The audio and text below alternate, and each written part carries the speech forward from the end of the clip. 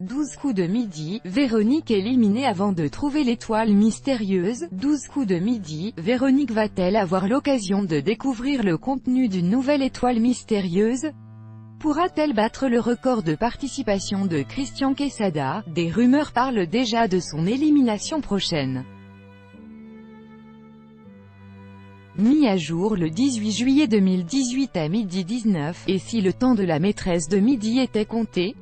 C'est du moins la rumeur qui semble tourner en ce moment sur Internet. Certaines pages Facebook dédiées au jeu de TF1 annoncent d'ailleurs son élimination prochaine le 21 juillet. Véronique trébucherait sur une question dédiée à Michel Sardou. Info. Intox. Difficile à dire pour le moment. Si Véronique était amenée à être éliminée ce mois-ci, elle ne battrait donc pas le record de Christian Quesada mais s'arrêterait juste en dessous de lui dans le classement. Depuis le 28 juin, Véronique se bat tous les jours pour découvrir l'identité de la personnalité qui se cache derrière l'étoile mystérieuse. Et pour élucider le mystère, le défi sera d'autant plus difficile cet été.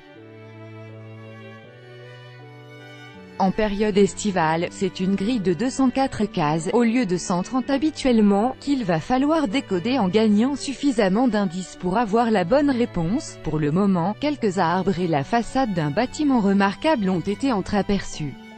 Véronique a déjà proposé les noms de Patrick Timsit, Brad Pitt, Johnny Depp, Thierry Lhermitte et Philippe Noiret, mais sans succès.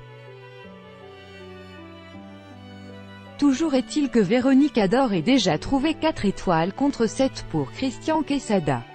La maîtresse de midi actuelle souhaite continuer sur cette voie.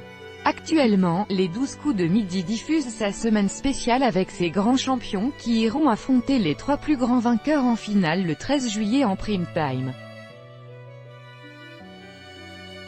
De retour sur le plateau, Christian Quesada a fait face à la championne Véronique et se dit admiratif du parcours de sa concurrente dans Téléstar. On a quelques similitudes, elle a quasiment le même âge que moi et je m'aperçois que nous avons la même culture générale.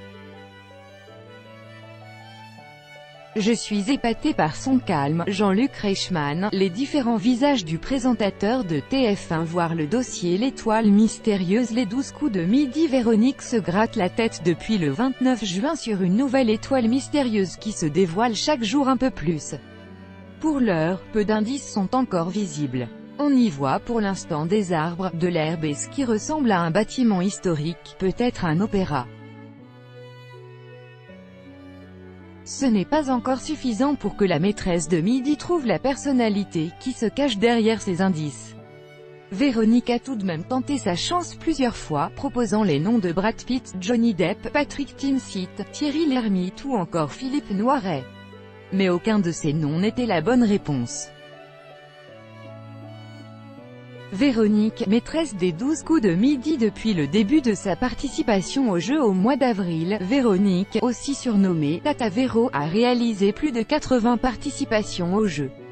Après avoir cumulé plusieurs victoires, l'actuelle championne du jeu a battu un nouveau record en dépassant les 370 000 € de gains et de cadeaux. Elle est ainsi devenue la deuxième candidate à intégrer le top 10 des plus grands maîtres de midi. Pour la candidate, sa participation va changer sa vie puisqu'elle confie à Téléstar, à plus long terme, ça va aussi changer ma vie pour ce qui est du logement. Actuellement, on habite au premier étage, dans un appartement. Mon mari étant en fauteuil roulant, on envisage d'aller dans une maison de plein pied quand on aura assez d'argent. Véronique réussira-t-elle à détrôner Christian Quesada, le plus grand champion des 12 coups de midi et ses 193 participations? Interrogé par TV Grande Chaîne, le maître de midi s'est montré assez critique envers l'actuelle championne. C'est mon antithèse. Moi, je plaisantais beaucoup durant le jeu, alors que Véronique est bien plus pudique. Elle gagnerait peut-être à se dérider un peu, mais Christian considère tout de même qu'elle est courageuse et méritant, face aux critiques sur les réseaux sociaux. Très sûr de lui, il ne se sent pas menacé par le parcours prometteur de Véronique. Je ne crois pas que quelqu'un puisse battre mon record. Mais si cela arrive, je serai le premier à féliciter cette personne. Je vais suivre ça de très près. Assez subtilement, Véronique a glissé à Jean-Luc Reichmann lors de l'émission du 28 juin, qu'elle n'aimait pas les hommes arrogants en lançant « Si on se la pète, ça ne va pas ».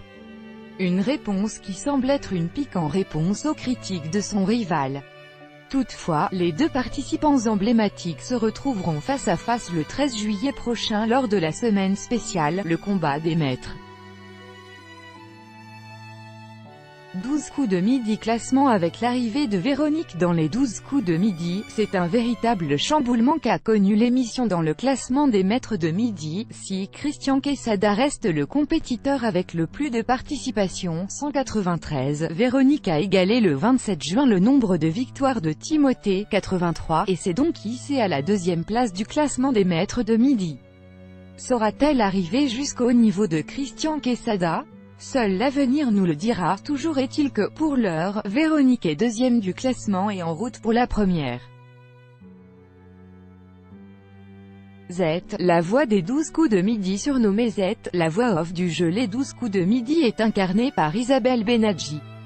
Arrivée 6 mois après le lancement des 12 coups de midi en 2010, elle avait rencontré Jean-Luc Reichmann en 1987 sur Fun Radio où elle a été animatrice. Sa voix est aussi présente dans d'autres programmes de télévision comme Secret d'Histoire sur France 2.